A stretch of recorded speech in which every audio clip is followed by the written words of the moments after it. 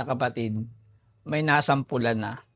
Napanood niyo na ba 'tong Panay ang Mura sa Iglesia ni Cristo? Ngayon, panoorin niyo 'yan, oh. Iglesia ni Cristo, mga putang ina nyo.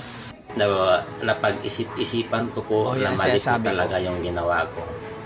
Mali po yung mga lumabas sa aking bibig na pagkutya po sa inyo, sa mga membro po ninyo na Iglesia ni Cristo. Muli po, humihingi po ako ng tawad sa inyo.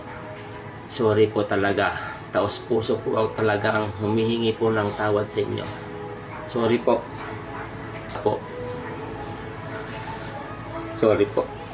Nagkamali lang po talaga ako. Sorry po. O ngayon, tapos Hindi ko na po iyak-iyak ka. ulitin yung ginawa ko po. Magsosorry ka. Oh.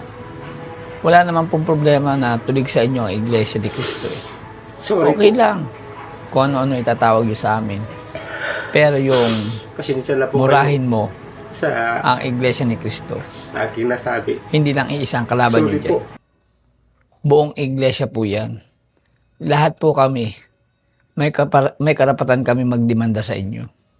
Kaso nga lang, yung iba mga kapatid kami, hindi na lang namin pinapatulan.